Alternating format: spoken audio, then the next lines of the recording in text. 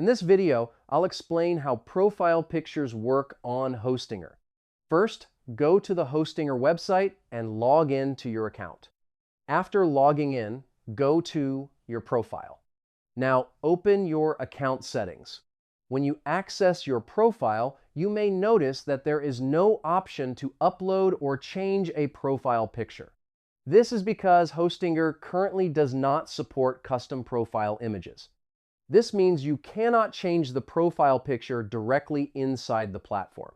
If you want some personalization, an alternative is customizing the image of the email linked to your account.